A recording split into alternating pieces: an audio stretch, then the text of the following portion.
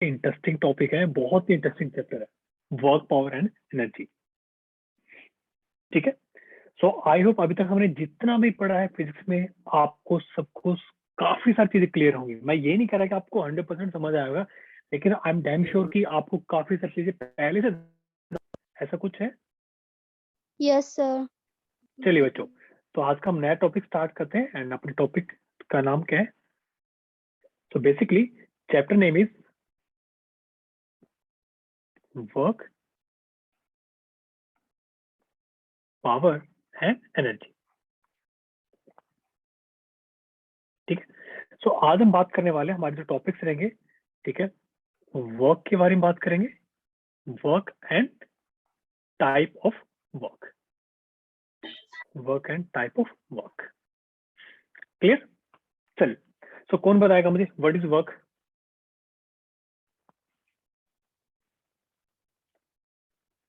आप सबको definition, basic definition तो पता ही होगी ना। ओके, देखो बच्चों, बेसिकली होता है कि जब भी कोई नया टॉपिक स्टार्ट होता है ना, उसका हमेशा ना पुराने वाले से लिंक होता है। फिजिक्स में सबसे अच्छी बात यह है कि पुराने वाले से लिंक होता है most of the time. For example, मैं आपको एक छोटा एग्जाम्पल देता हूँ। देखो, लेट्स सपोज एक ना एक दीवार है, एक दीवार खड़ी है ऐसे, ठीक है, और एक जो बंदा है उसको पुश कर रहा है, एक बंदा उसको पुश कर रहा है ऐसे, फोर्स लगा रहा है, तो देर इज नो मूवमेंट। अब उसने क्या कर दिया, उसने फोर्स को इंक्रीज कर दिया, डबल फोर्स कर दिया, still there is no movement. But अपनी तरफ से कहीं ना कहीं वो बंदा ट्राई तो कर रहा है, लेकिन अभी भी कोई मूवमेंट नहीं हो रही। तो इस टाइप की सिचुएशन डिफाइन करने के लिए हमने फिर क्या किया कि मतलब अगर कोई आप फोर्स लगा रहे हो बट अगर उससे कोई इफेक्ट नहीं पड़ रहा ना, सो वी कैन से कि उस फोर्स से ना कोई वो जो फोर्स है वो प्रोडक्टिव फोर्स नहीं है। That force is not a productive force. सबको मेरी बात समझ आ रही है? इसलिए हम ये पढ़ रहे हैं टॉपिक, दैट इज वर्क। मेरी आवाज सबको क्लियर आ रही है क्या? सर आपकी आवाज थोड़ी धीरे आ रही है।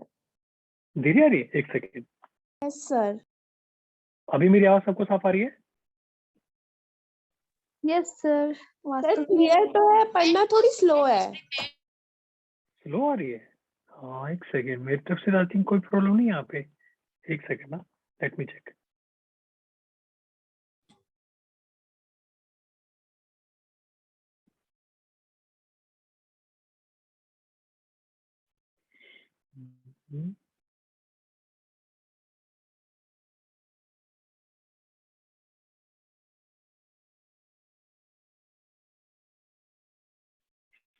हाँ, नहीं यहाँ से तो मेरी तरफ से तो काफी क्लियर है। मैं थोड़ा सा और इंक्रीज कर देता हूँ, ठीक है। चलिए, आई थिंक अभी आपको मेरी सबको मेरी आवाज क्लियर होगी, मतलब साफ Yes, sir. आ रही होगी, आ रही होगी। चलिए, ओके, सबको स्क्रीन दिख रही है ना? Yes, sir. Yeah. So basically, so it's a very basic definition of work. That is, you can say work is said to be done by a force when the point of application of force is displaced under the influence of force. Basically देखो बच्चों, क्या simple सा फंडा ये है कि अगर मान लो मैंने यहाँ पे फोर्स लगाया, अगर यहाँ पे if there is no displacement, if there is no displacement means no result, no result, that means no work, that means no work. Clear? यहाँ तक किसी को कोई भी डाउट, कोई भी क्वेश्चन? No, sir. Clear है।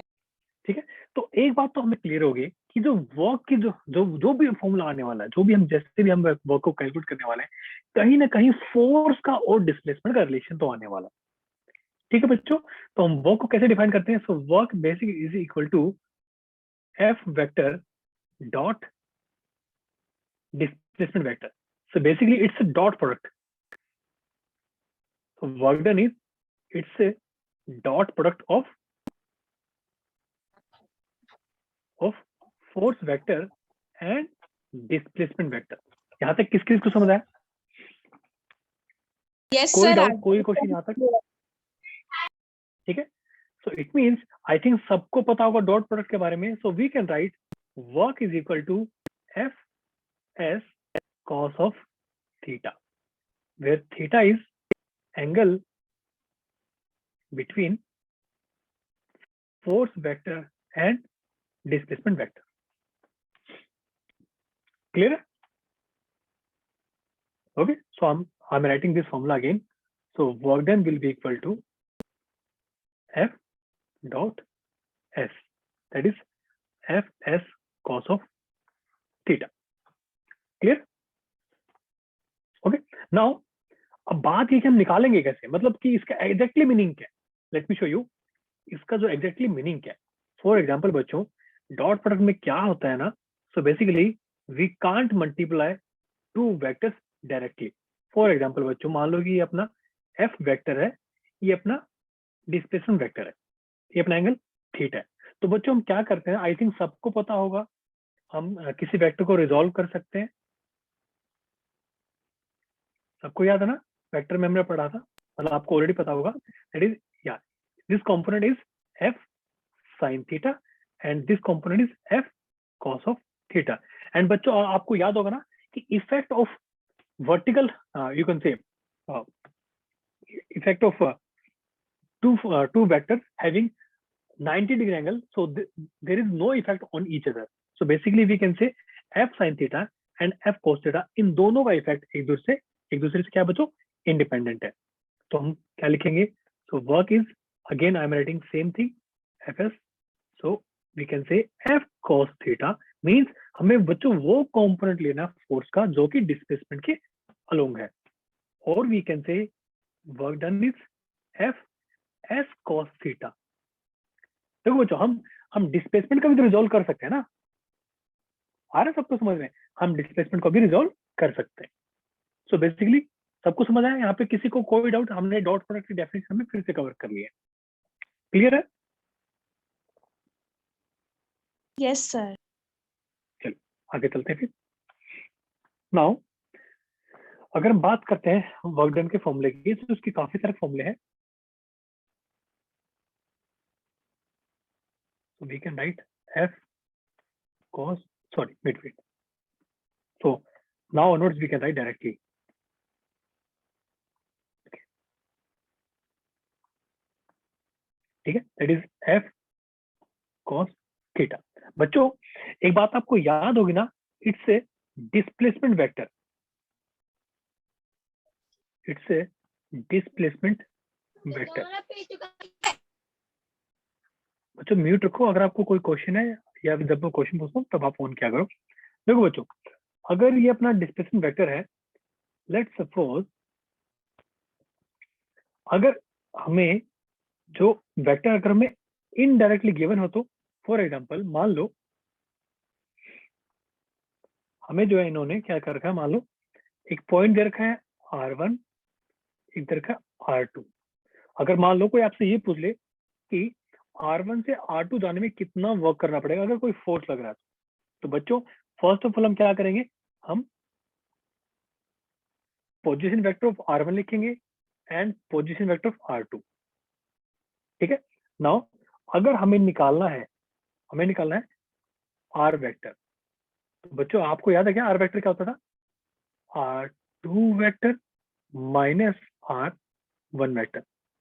याद है? अगर आपको दो पॉइंट्स दे रखे हैं बच्चों, ठीक है, अगर आपको डिस्प्लेसमेंट वेक्टर निकालना है उन दोनों के बीच में, means if we are going from R1 to R2, we are going from R1 towards R2, then R vector that is displacement vector, it will be equal to final minus initial, that is R2 vector minus R1 vector. In that case हम क्या लिख सकते हैं, work done will be F vector dot R vector.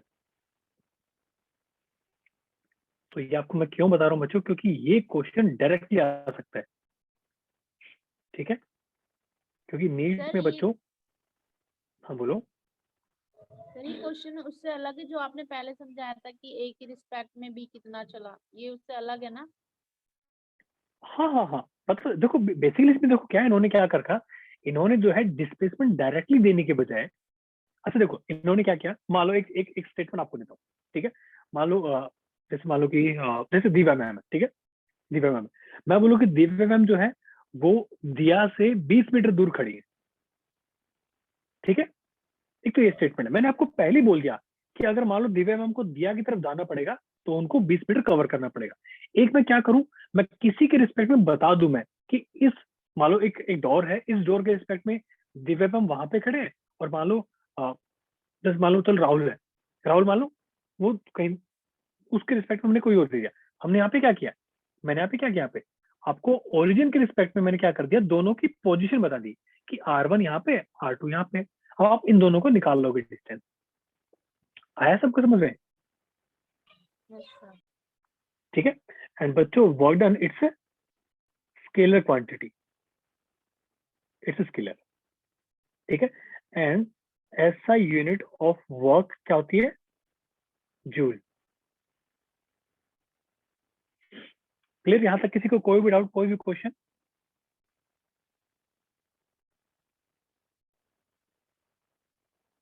आगे चलें? No sir, हाँ आगे चलते हैं। चलिए, ओके।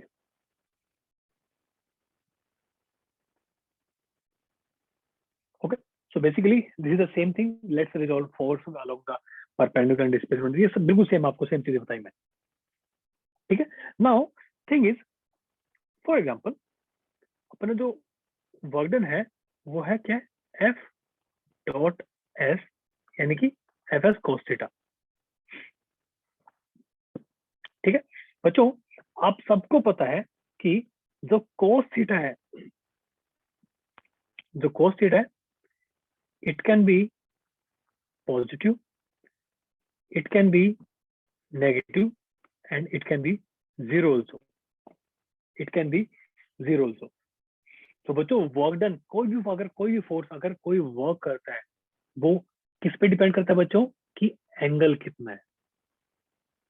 तो हम ये बोल सकते हैं कि देखो हमने अभी तक शुरू में क्या बात की थी, हमने बिल्कुल शुरू में बात की थी ना, मैंने आपको शुरू में क्या बोला था कि यार फोर्स और हम डिस्प्लेसमेंट की बार बार बात कर रहे हैं, इसका मतलब दोनों में रिलेशन तो है, ठीक है। तो हम बोल सकते हैं भाई जो फोर्स है, सो जो वर्क डन है वो डायरेक्टली प्रोपोर्शनल है किसके, फोर्स के एंड डिस्प्लेसमेंट के। लेकिन बच्चों angle between both the vector ये भी डिफाइन करेगा कि अपना जो वर्क है वो पॉजिटिव है नेगेटिव, उसके बारे में आगे बात करेंगे। यहाँ तक किसी को कोई भी डाउट, कोई भी क्वेश्चन?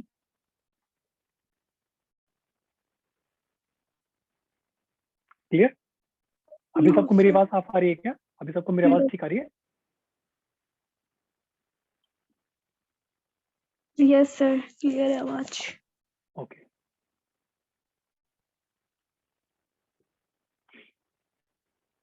चलिए अब एक क्वेश्चन कर देते हैं। या क्वेश्चन देखो बच्चों का, question is a box is moved on a horizontal surface by applying a force of 60 Newton at an angle of theta 60 degree to the horizontal. Find the work done by the force during the displacement of the box over a distance of 500 metre. चलिए बच्चों इसका answer निकाल जल्दी से, आई think सबको आता हुआ है। तो सर आपने जो लास्ट क्लास पढ़ाई थी उसकी रिकॉर्डिंग सेंड कर देना, लास्ट क्लास लास्ट में क्लास एब्सेंट थी सर। फ्रिक्शन वाली? Yes sir, friction. Okay okay ठीक है।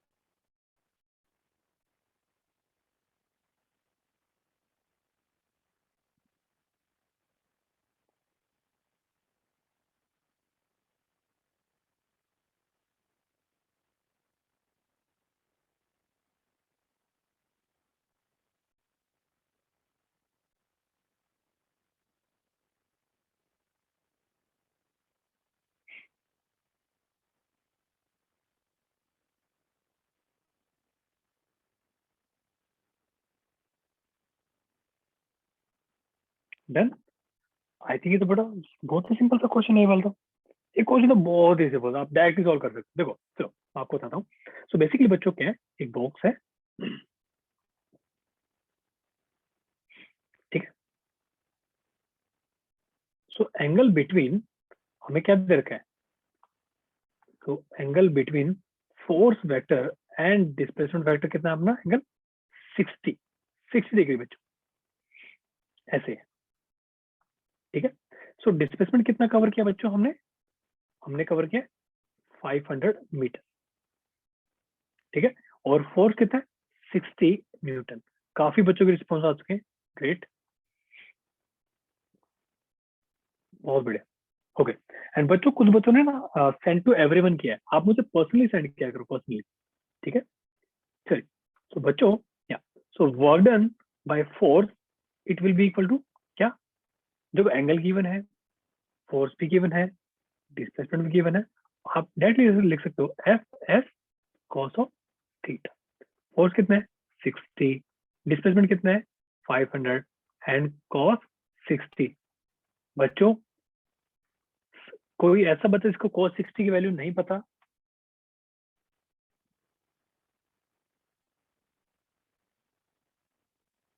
कोई ऐसा बच्चा है जिसको cos 60 की वैल्यू नहीं पता?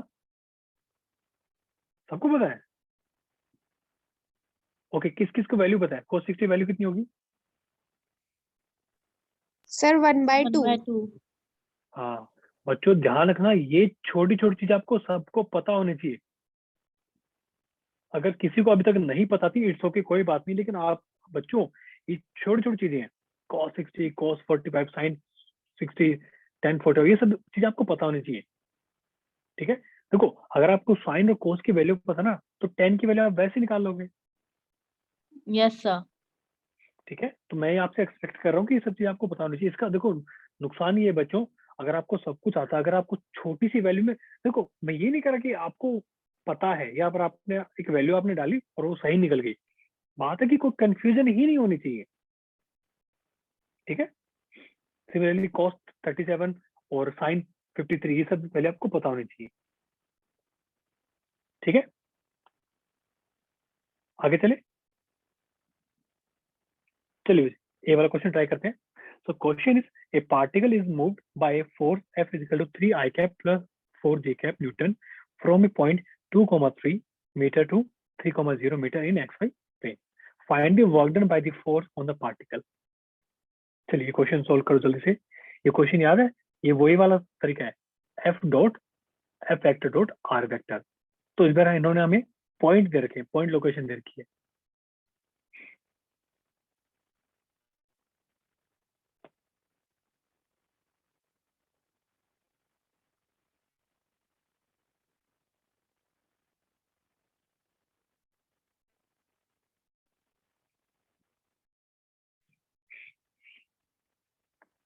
देखो बच्चों, मान लो अगर मैं बात करता हूँ, अगर मान लो ये अपना पॉइंट P1 है, P1 क्या हो जाएगा अपना पॉइंट, P1 पॉइंट क्या अपना 2,3। एक मिनट आपको मैं शो कर देता हूँ कि एक्चुअली इसका मीनिंग क्या है। देखो ध्यान से समझना है, ठीक है।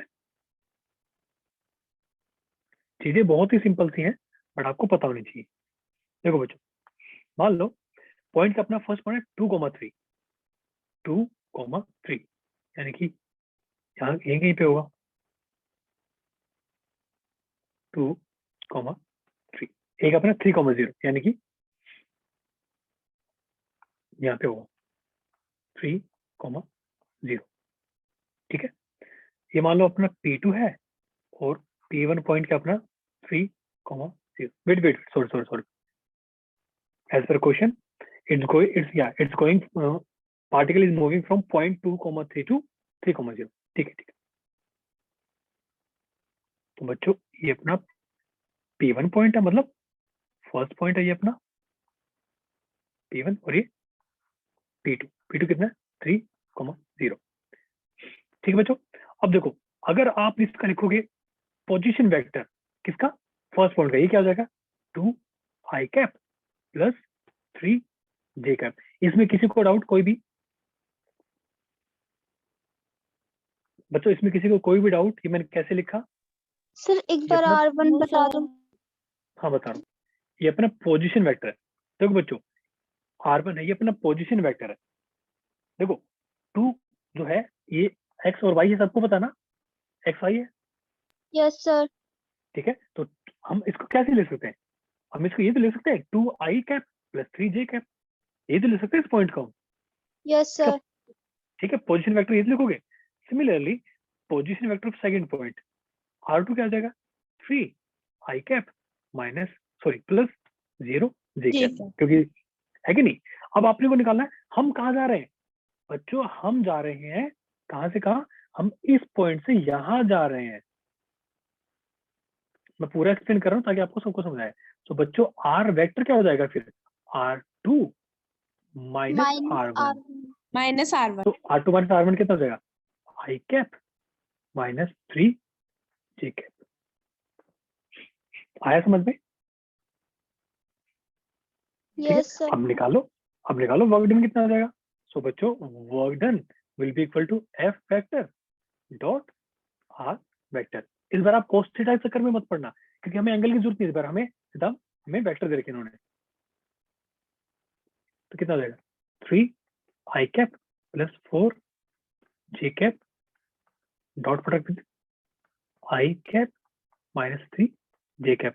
एंड बच्चों आई थिंक सबको ये बात तो पता होगी ना कि dot product of I cap and I cap will be 1, J cap will be 1, के cap will be 1 and I cap dot J cap is 0।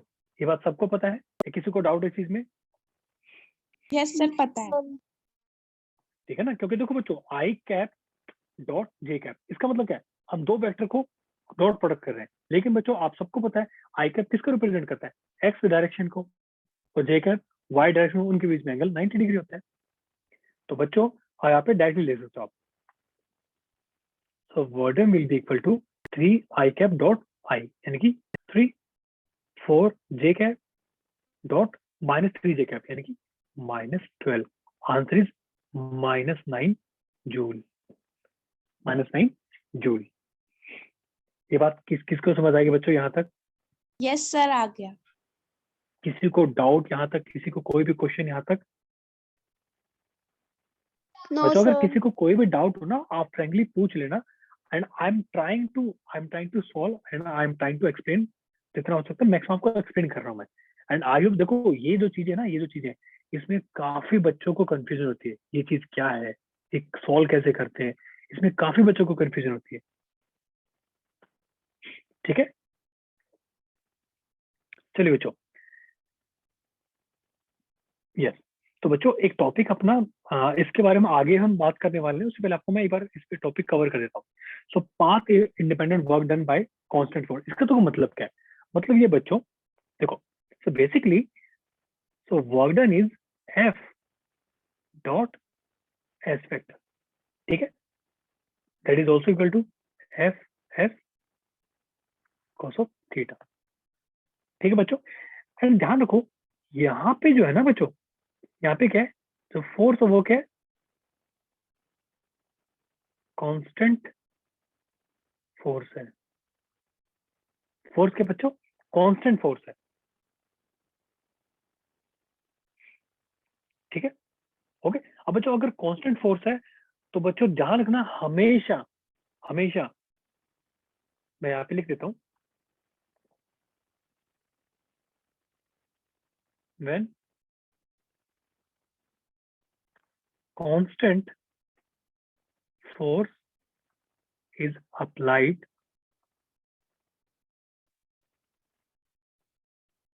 then work done is independent of the path। देखो इसको prove कैसे करते हैं, देखो ध्यान से सुनो, बहुत ही सिंपल एग्जांपल है, मैं आपको अभी क्लियर कर देता हूँ, फिर आपको ग्रेविटी में क्लियर करने की जरूरत नहीं पड़ेगी। देखो बच्चों मान लो ये अपना कोई इंक्लाइन प्लेन है, एंगल ऑफ इंक्लिनेशन मान लो थीटा, ठीक है। अब देखो बच्चों एक हमने क्या किया ना, एक हमने यहाँ पे ऊपर एक बॉक्स रखा, मान लो कोई हमने ऐसे बॉक्स रखा, वो ऊपर से नीचे आ रहा है, वो जो है ऊपर से नीचे आ रहा है, और मान लो ये जो हाइट है, ये हाइट है मान लो h,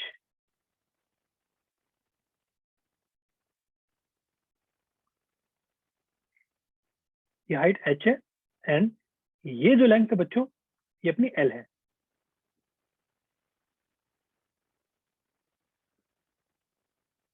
l, ठीक है।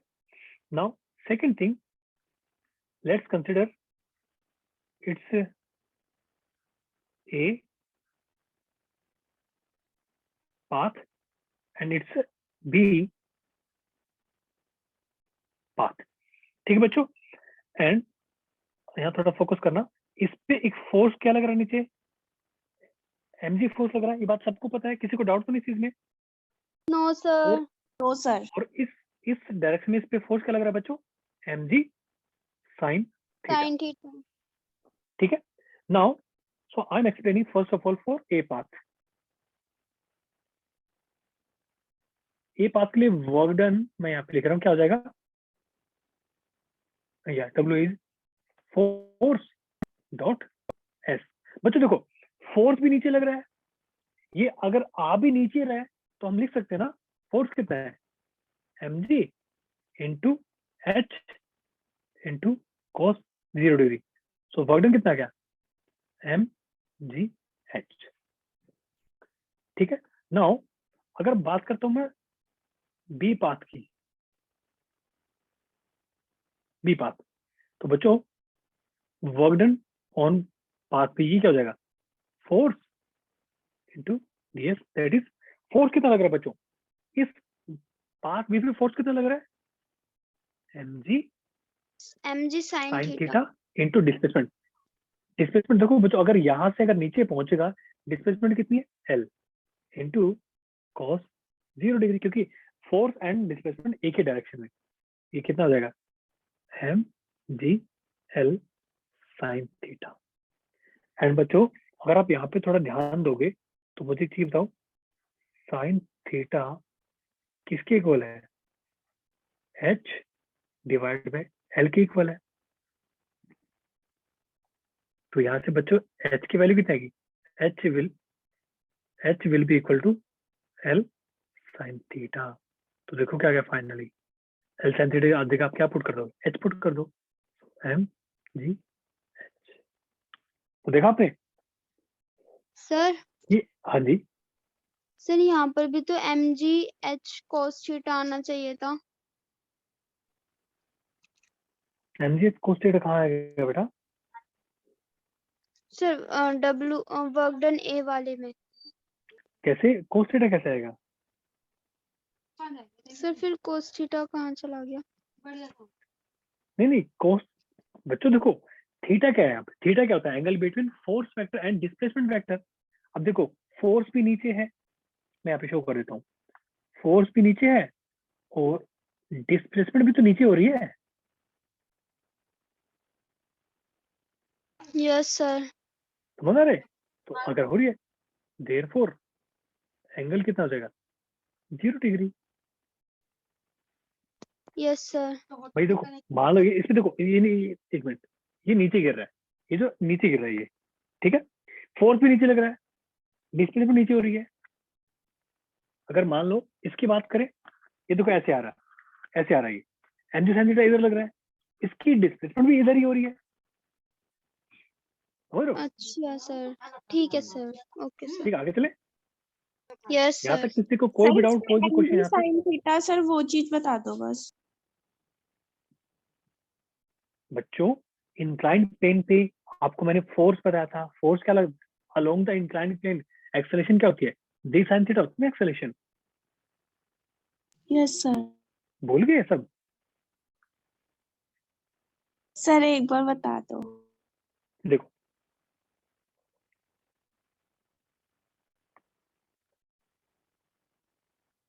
सर यहाँ पर sine theta h by l कैसे आ रहा है। आप बताओ, अगर ये हाइट h है, ये l है, साइन थीटा क्या होता है, P upon H. p p upon perpendicular, h। हाँ तो h p है, l क्या है, हाइपोटेन्यूज। Yes sir. आया समझ में, यस सर। वाह बेटा बहुत ही अच्छे, नया सीख रहे हो पुराना साफ कर रहे हो, क्या बात है, हाँ नया नया सीख रहे हैं। देखो बच्चों अगर आप सबको याद हो तो ग्रेविटी कहाँ लगती है, नीचे लगती है, यस सर। ऐसे, यस ये एंगल क्या है,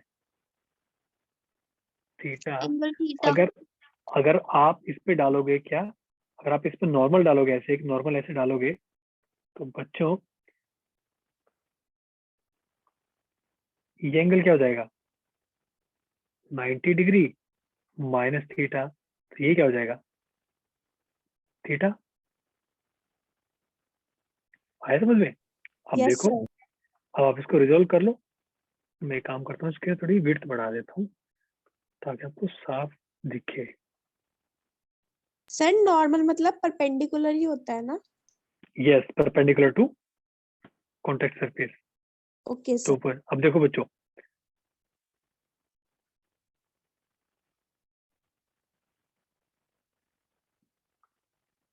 ये देखो, ये जी है, तो अगर आप इसको रिजोल्व करोगे तो ये क्या आएगा, जी कॉस थीटा, और ये क्या आएगा, जी साइन थीटा। आया समझ में? आगे चले अब। Yes sir. चलिए, okay, so next topic is positive, negative and zero work. देखो बच्चों, हम अभी तक बात कर चुके हैं इसके बारे में। फर्स्ट हम बात करते हैं किसके बारे में, positive work.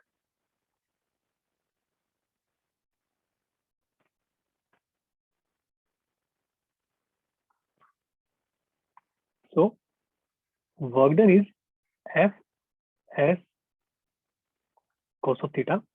So cos of theta is positive for theta greater than equal to 0 degree, less than equal to 90 degree. समझ लो? सो cos theta बच्चों पॉजिटिव होता है कहां से, जब एंगल अपना क्या होता है, 0 टू, एक मिनट, पॉजिटिव की बात करें तो एक काम करते 90 डिग्री नहीं लेते, क्योंकि एट 90 डिग्री 0 हो जाएगा। आया समझ बच्चों? Yes sir. ठीक है, अब देखो बच्चों, इसका देखो मतलब क्या है, इसका मतलब ये बच्चों कि अगर मान लो मैं फोर्स लगा रहा हूं, अगर मान लो मैं फोर्स लगा रहा हूं किसी ऑब्जेक्ट पे, किसी ऑब्जेक्ट पे अगर मैं फोर्स लगा रहा हूं,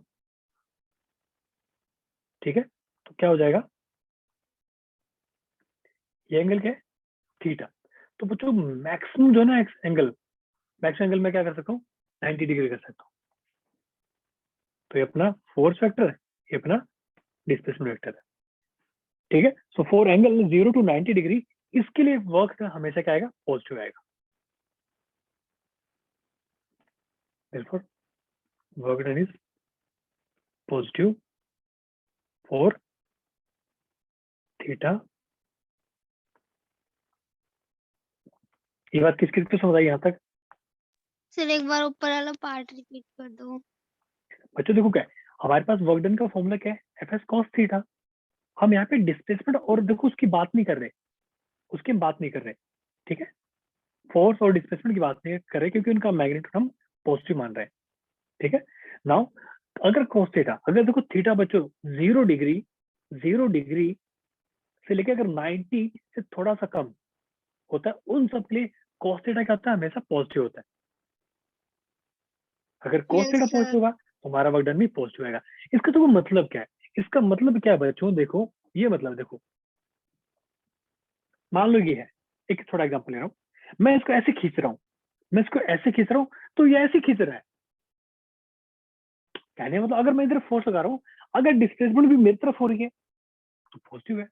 अगर मान लो मैं इसको खींच तो मेरे तो ऐसे रहा हूँ, ऊपर खींच रहा हूँ, लेकिन आ इधर ही रहा है, मतलब इधर ही आ रहा है, ये एग्जैक्टली नहीं आ रहा, इसका कॉम्पोनेंट आ रहा है।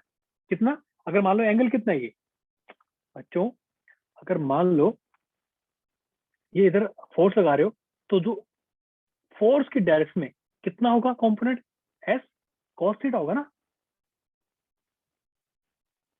आ रहा है सबको समझ यस में? सर। ठीक है, now second is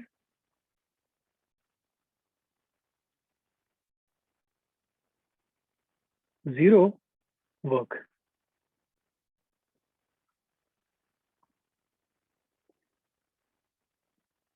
when theta is 90 degree, cos 90 degree will be 0, यानी कि इसका मतलब क्या है, अगर मान लो कोई ऑब्जेक्ट ऐसे है,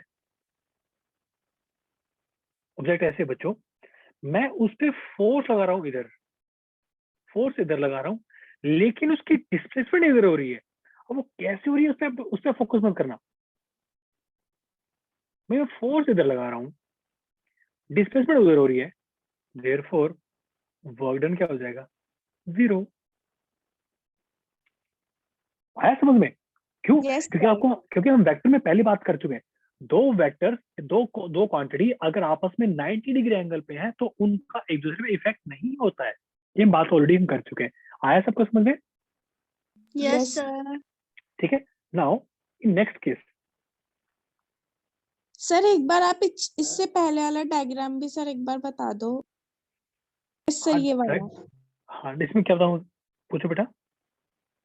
सर इसमें जो आपने बॉक्स वाला डायग्राम बताया सर वो वाला एक बार बता दो। हाँ देखो वही मैं कह रहा हूँ, देखो अगर आप फोर्स इधर लगा रहे हो, अगर डिस्प्लेसमेंट इधर हो रही है, मैं ये नहीं कह रहा कि एग्जैक्टली डिस्प्लेसमेंट हो रही है। फॉर एग्जाम्पल, जैसे आप सबको पता है ना कि अ, अगर मैं इसको रिजोल्व करता हूँ, देखो अगर मैं इसको रिजोल्व करता हूँ, एक सेकेंड ना,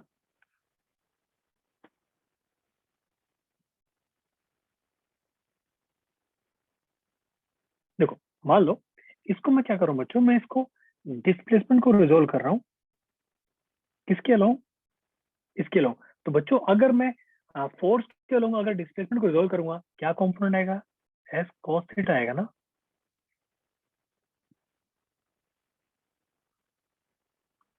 आया समझ में? और इधर क्या आएगा, एस साइन थीटा।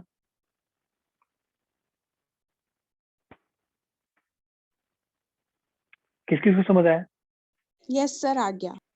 अब अच्छा एक यस चीज बताओ सर। बच्चों, अब एक चीज बताओ, एस कॉस थीटा, भाई देखो फाइनली फंडा क्या है, फंडा तो ये है ना कि अगर मैंने फोर्स लगाया है तो कुछ ना कुछ तो हिलना चाहिए। बस अगर मैंने किसी ऑब्जेक्ट पे फोर्स लगाया तो उसकी मूवमेंट होनी चाहिए। अगर उसकी मूवमेंट हो रही है, फोर्स के अंदर थोड़ी सी भी, अब सोच के देखो, अगर थीटा मान लो 0 डिग्री है तो पूरी की पूरी डिस्प्लेसमेंट फोर्स के साथ हो रही है। अगर थीटा कुछ भी है, मान लो 45 डिग्री है, तो S by root two displacement हो रही है, वो फोर्स के अलोंग हो रही है। मैं आपको फिजिकली समझा रहा हूँ, मैथमेटिकली हम कर चुके हैं। आया समझ में? नाउ अगले केस में देखो, भाई फोर्स मैं लगा रहा हूँ इधर, डिस्प्लेसमेंट 90 डिग्री पे हो रही है। अब एक चीज बताओ, जब आप इसका कॉम्पोनेंट निकालोगे तो कॉम्पोनेंट क्या आएगा, एस कॉस 90 डिग्री आएगा ना, फोर्स के लोग कॉस 90 0 होता है, तो आपस में यस इंडिपेंडेंट है। सर। आया यस सबको सर। समझ में? सिमिलरली थर्ड पॉइंट क्या, नेगेटिव वर्क। तो अब सोच के मतलब देखो, जिधर जिधर फोर्स की डायरेक्शन हो रही है उस साइड हम कॉस मानेंगे। बच्चों कॉस कॉम्पोनेंट लिया ना हमने। देखो अगर थीटा डिग्री से ज्यादा हो, 90 डिग्री से ज्यादा हो, equal to 180 degree, cos theta will be negative, therefore work done will be negative। आया सबको समझ में? इसका मतलब सोचो कि मैं क्या कर रहा हूँ, भाई मैं फोर्स लगा रहा हूँ इधर, और जो डिस्प्लेसमेंट है वो कुछ अलग ही जा रही है, वो कुछ अलग जा रही है। भाई देखो जब 90 डिग्री एंगल था फोर्स और डिस्प्लेसमेंट के बीच में, चलो ठीक है भाई, डिस्प्लेसमेंट हो नहीं रही, उसके डायरेक्शन में हो ही नहीं रही, कोई बात नहीं, जीरो वर्क, वो जीरो वर्क कर रहा है। ये तो अगेंस्ट जा रहे हैं ना, फोर्स उधर खींच रहा है, डिस्प्लेसमेंट उधर हो रही है। तो ये तो बल्कि अगर मान लो कोई दूसरा फोर्स अगर कुछ काम कर रहा है, उसको डिक्रीज कर रहा है ये वाला फोर्स। तो आया सबको समझ में? Yes sir. Yes sir. इसलिए क्या है, मैं आपको देखो बच्चों, फिजिक्स की सबसे अच्छी बात क्या है, you can understand the physical significance of every concept. कि फिजिकली आपको, आप सोच सकते हो, सोच के देखो ना, अगर मान लो मैं चेयर ऐसे खींच रहा हूँ अपनी तरफ, ठीक है, मान लो एक बंदा आ जाए, वो चेयर उधर खींचने लग जाए, तो मेरे लिए तो वो वर्क क्या कर रहा है, नेगेटिव कर रहा है ना, क्योंकि मेरा इफेक्ट कम कर रहा है वो। समझ रहे हो? आई थिंक सबको यस समझ आ गया ये वाला सर आ केस। गया। आगे चले, चलिए बहुत ही बढ़िया। चलिए क्वेश्चन करते हैं, अच्छा सा क्वेश्चन है। क्वेश्चन देखो क्या बच्चों, एक small bar block previous of, slide दिखाना। सॉरी सॉरी सॉरी, क्या बोलो? कोई डाउट रहेगा क्या? No sir. सर नेगेटिव वर्ग में मतलब थीटा जो होगा वो बड़ा होगा 90 डिग्री से इक्वल टू 180 डिग्री। देखो 90 से लेके 180 के बीच में कोई हो सकता है, यस सर। ठीक है। और आई थिंक सबको फिजिकल सिग्निफिकेंस समझ आ रहा है ना कि एक्चुअली क्या हो सकता है। ये तो हम मैथमेटिकल बात कर रहे हैं, यस सबको सर। समझ आ रहा है ना? Yes sir. Yes sir. चलिए एक क्वेश्चन करते हैं। क्वेश्चन देखो क्या बच्चों, a small block of mass small m is kept on a rough inclined plane of inclination theta fixed in an elevator. The elevator goes down with a uniform velocity v and the block does not slide on the wedge. The work done by the force of friction on the block in time t will be. बच्चों थोड़ा सा अच्छा question है ये। अच्छा question देखो कैसे समझो, मैं आपको एक डायग्राम बना देता हूँ।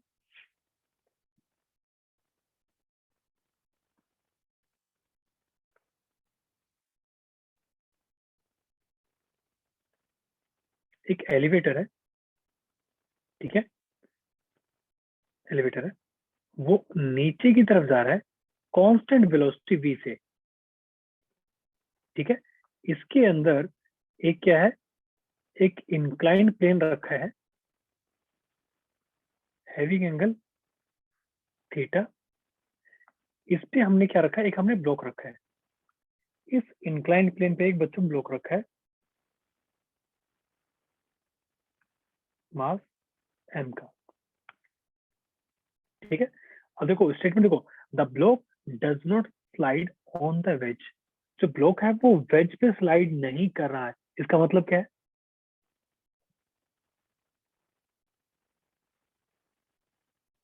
बच्चों हमने जब पढ़ा था, याद है, भूल गए? अगर इंक्लाइन प्लेन पे एंगल ऑफ रिपोज याद है? Yes sir. याद है ना एंगल ऑफ रिपोज? और हमने इस यस टाइम क्या सर। डिस्कस किया था? अब देखो अगर ये वेज पे हिल नहीं रहा है, मूव नहीं कर रहा है, इसका मतलब क्या है? Friction force is equal to mg, क्या होगा बताओ? Sir mg sin theta. बिल्कुल सही। तो हमें बोल सकते हैं कि जो फ्रिक्शन फोर्स लग रहा है,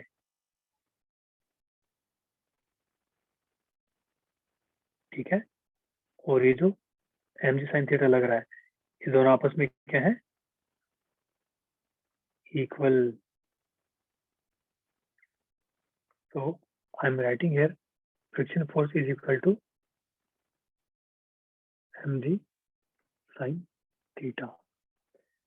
अब बताओ क्या आंसर क्या होगा? Work done by the force of friction on the block in time t will B.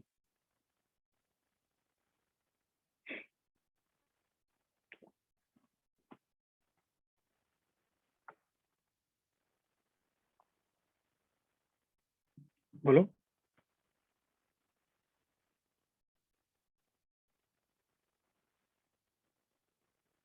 A B C D में क्या आंसर हो सकता है?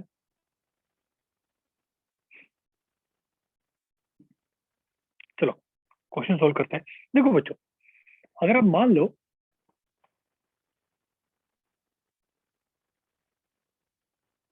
अगर अपनी जो एलिवेटर है अगर वो v वेलोसिटी से नीचे आ रही है, अगर v वेलोसिटी से नीचे आ रही है, तो हम बोल सकते हैं ना डिस्प्लेसमेंट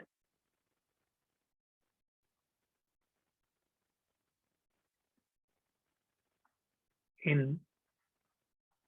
टाइम t कितनी हो जाएगी? d is equal to v into T हो जाएगी ना। Yes sir. Elevator v velocity से नीचे आ रही है तो v इंटू टी हो जाएगी। अब देखो बच्चों, अगर आप थोड़ा सा ध्यान दो, ठीक है, जो ब्लॉक है वो वेज के रिस्पेक्ट में क्या है? रेस्ट पे है। लेकिन बच्चों वो नीचे तो आ रहा है ना, जो वेज है बच्चों वो नीचे तो आ रहा है ना। Yes sir. मेरी बात सबको समझ आ रही है? भाई सोच के यस देखो, सर। यस मान सर। लो ये अपना इंक्लाइन प्लेन है, ठीक है, ऐसे ऐसे, ठीक है, ये चल नहीं रहा है, ये चल नहीं रहा है। लेकिन अगर मान लो एलिवेटर से नीचे आ रहा है, तो इसकी डिस्प्लेसमेंट क्या होती है?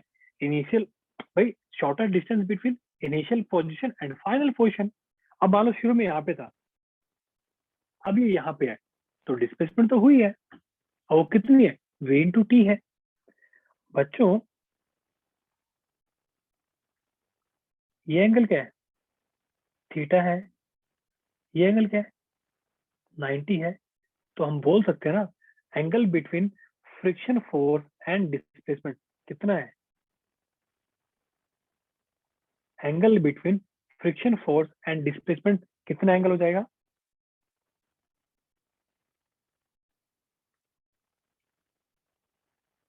Angle between friction force and displacement is 90 degree plus theta. तो वर्क डन बाय फ्रिक्शन कितना हो जाएगा? F into D into cos 90 degree plus theta. F की वैल्यू कितनी है? M G sine theta. D की वैल्यू कितनी है? V into T and cos 90 plus theta क्या होता है? माइनस साइन थीटा होता है बच्चों। So answer will be minus of mg vt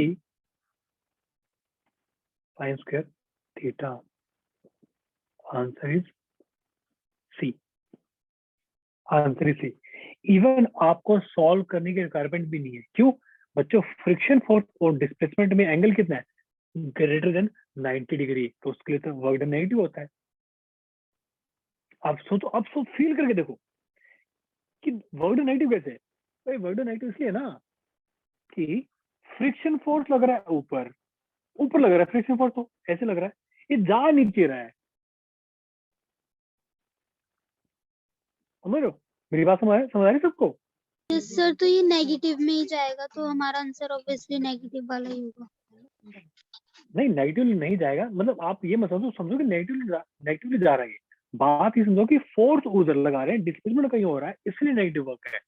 yes sir, तभी तो। ठीक है आगे चले। यहाँ तक किसी को कोई भी डाउट? समझ आया नो सबको ये? सर इसका मैथमेटिकल एक्सप्रेशन तो आ गया सर, इसका डायग्राम एक बार थोड़ा सा और रिपीट कर दो सर। देखो डायग्राम इसको छोड़ो, ये यहाँ बता दो तुम। देखो ये अपना क्या है? ब्लॉक मास है, दिख रहा है सबको?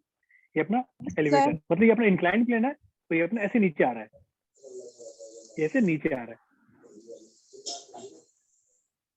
तो देखो फ्रिक्शन फोर्स कहाँ लग रहा है? ऊपर की तरफ लगा। भाई फ्रिक्शन कोने को फोर्स लग रहा है तभी तो ऊपर जा नहीं रहा ना, ये सब तो नीचे जा रहा ना। आ रहा सबको समझ में? Yes sir.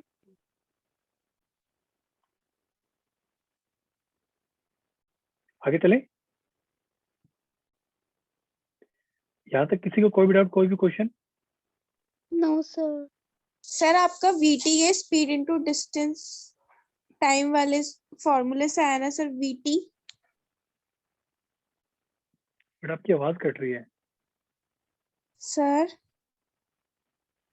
हाँ बोलो। सर आपका ये VT speed into distance time वाले फॉर्मूले से आया है ना? बेटा ये तो सिंपल फॉर्मूला है। डिस्टेंस क्या होता है? Speed into time.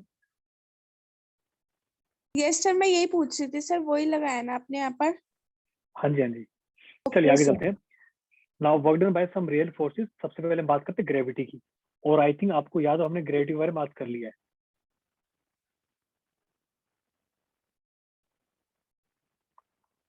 बच्चों अगर मान लो कोई ऑब्जेक्ट है, मान लो कोई ऑब्जेक्ट है, ठीक है, वो ऊपर से ऐसे, वो ऊपर से ऐसे अगर नीचे गिर रहा है किसी हाइट एच से, हाइट एच, ठीक है, तो बच्चों वर्क डन बाय mg का हो जाएगा। फोर्स नीचे क्या लग रहा है? इस पे mg फोर्स भी तो लग रहा है, तो क्या हो जाएगा? Work done bye f s cos of theta. f कितना है? mg। डिस्प्लेसमेंट कितना है? height h cos 0, that is answer will be mgh. आया सबको समझ में?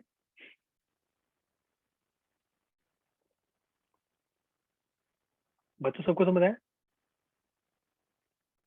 अगर कोई ऑब्जेक्ट है, अगर उसको हम ऊपर लेके जा रहे हैं, हाइट h से, तो वर्क डन बाय mg क्या होगा? तो mg इस पे नीचे लग रहा है, एंगल कितना है? 180 डिग्री। तो क्या, so mg into height h into cos 180 degree, that is minus of mg. किस किस को समझ आई है? अब समझ आ रहा नेगेटिव वर्क क्या है?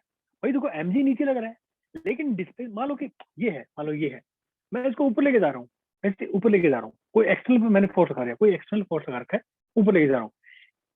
भाई मेरा जो एक्सटर्नल फोर्स लगा है उसके साथ में इसकी डिस्प्लेसमेंट ऊपर हो रही है, वो तो वर्क पॉजिटिव कर रहा है। लेकिन अगर ग्रेविटी की पूछे हम, ग्रेविटी नेगेटिव वर्क कर रहा है ना। आ रहा है सबको समझ में? यस सर, क्लियर है। चलिए नेक्स्ट इज बात करते हैं normal reaction force, normal force. Sir second वाले में आपने मतलब ऑब्जेक्ट को ऊपर थ्रो करा था ना सर? हाँ बिल्कुल। चलिए बच्चों देखो, मुझे सही बताओ, मान लो एक ऑब्जेक्ट में ऐसे रखा है, ठीक है, एंड इस पे नॉर्मल रिएक्शन ऊपर लग रही है, सबको पता है बात, किसी को डाउट यस तो नहीं सर, ना? यस सर पता है। और इस पे मान लो इसकी डिस्प्लेसमेंट क्या हो रही है? इधर हो रही है। अगर डिस्प्लेसमेंट इधर हो रही है तो बच्चों work done by normal reaction force क्या हो जाएगा? n into s into cos 90 degree. So work done by normal reaction कितना हो जाएगा? 0। सर 0। ठीक है। नाउ सिमिलरली अगर मैं बात करता हूं किसी इंक्लाइन प्लेन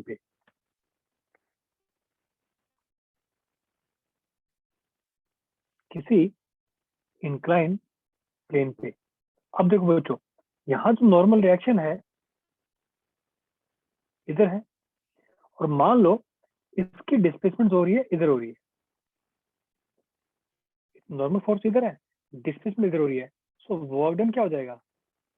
अगेन 0। तो हम ये बात बोल सकते हैं क्या कि work done by normal action force हमेशा 0 होता है? सॉरी, वर्क डन बाय, हाँ बोल सकते हैं क्या? Yes sir. सोच के देखो, सोचो एक बार शांति से कि क्या हमेशा नॉर्मल रिएक्शन का जो वर्क डन होगा क्या वो 0 होगा क्या?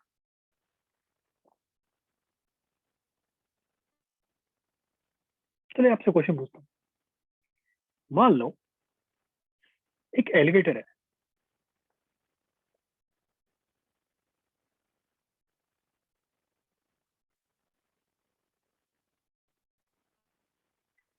ये ऊपर जा रहा है किसी वेलोसिटी v से, और हमने इसके अंदर हमने क्या रखा है? एक हमने ब्लॉक रखा है। अब बताओ, साथ में ये ब्लॉक ऊपर जा रहा होगा ना? Yes sir. अब बताओ कौन सा Yes, फोर्स sir. इसको ऊपर लेके जा रहा है? Sir normal force. Obviously yes sir. Yes sir. भाई कोई तो फोर्स इसको ऊपर लेके जा रहा होगा ना। अगर मान लो ये एक्सेलरेशन ए से जा रहा है, मान लो वेलोसिटी की यहाँ पर एक्सेलरेशन ए से पॉजिटिव जा रहा भी होगा फिर। है, समझ रहे हो? तो बच्चों ये जरूरी नहीं है कि नॉर्मल, काफी बच्चों को लगता है कि नॉर्मल रिएक्शन हमेशा जो वर्डन 0 होता है। बात वो नहीं है, बात ये होती है कि डिस्प्लेसमेंट आप किस डायरेक्शन में कर रहे हो, आप जो डिस्प्लेसमेंट है किस डायरेक्शन में कर रहे हो। आया यस सबको समझ सर। में? Yes yes sir. Sir.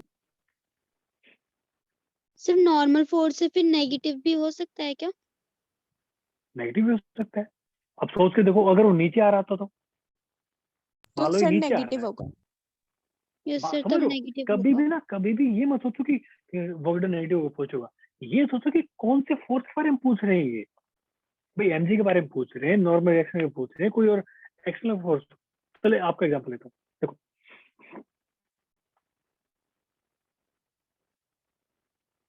Work done by tension force. Let's suppose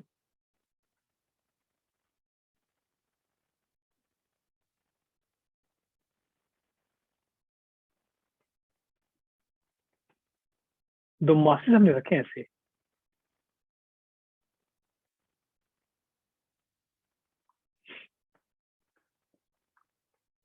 ठीक है, ऐसे हमने मास रखे, ओके। एक है M1, एक है M2, ठीक है। और इधर मान लो कोई फोर्स लग रहा है, कोई फोर्स लग रहा है, सो डिस्प्लेसमेंट हुई, मान लो कितनी हुई डिस्प्लेसमेंट, डी हुई है, डी डिस्प्लेसमेंट इस डायरेक्शन में। अब आपको ये बताना है कि work done by tension force, ठीक है। अब देखो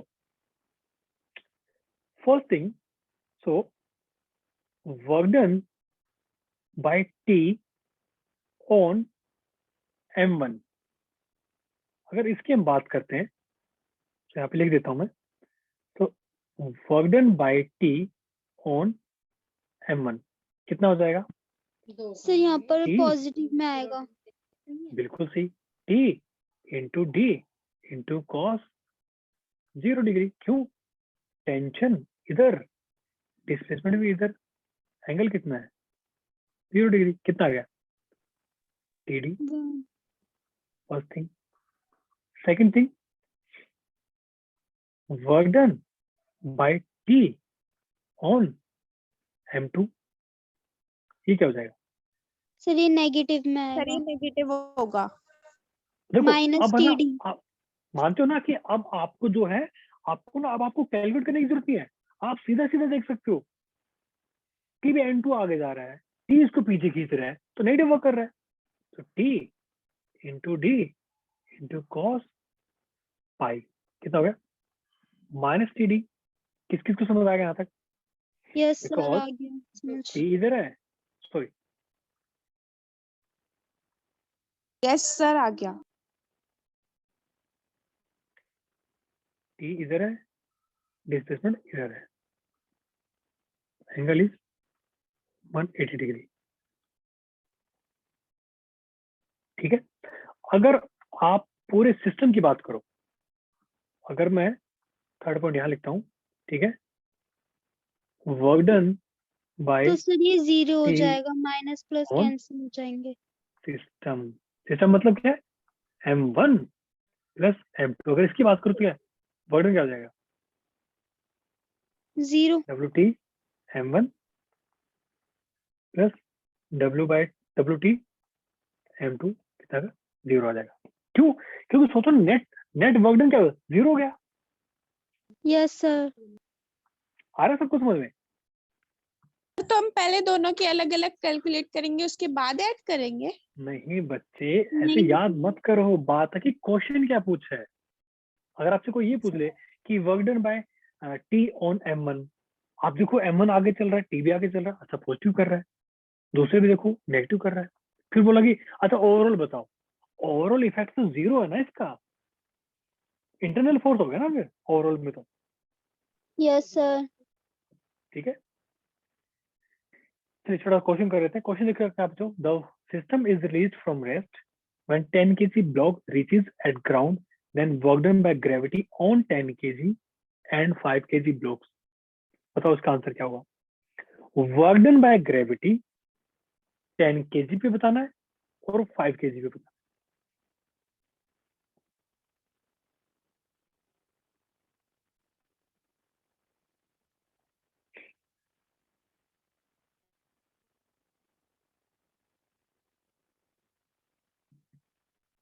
कैसे करेंगे बच्चों? वर्क डन बाय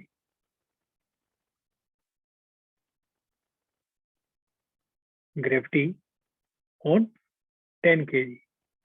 बच्चों अगर 10 kg जो है, अगर मान लो ये नीचे आ रहा है, कितने से, 2 मीटर से, फोर्स क्या लग रहा है, 10G, तो लिखो ना वर्क डन ग्रेविटी 10G, कितना आ जाएगा, 10G into 2 into cos 0 degree, कितना आ गया,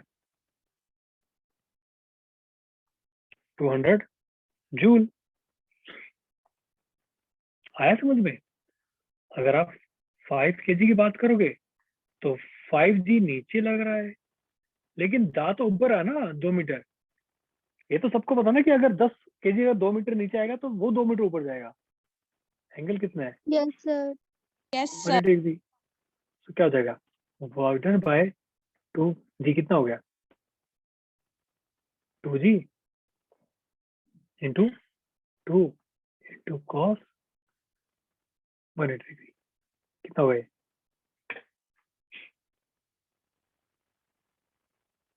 कितना आंसर हो गया,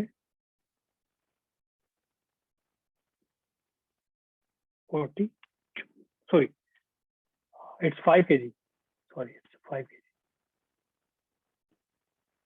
तो ये अपने कितना 100 हो गया, 100 जूल, ठीक है, sorry -100, yes sir, minus. Minus. आया सबको समझ में? यहाँ तक Yes, किसी को कोई भी डाउट, कोई भी क्वेश्चन यहाँ तक नो सर। पक्का क्लियर है? Yes yes sir. सर।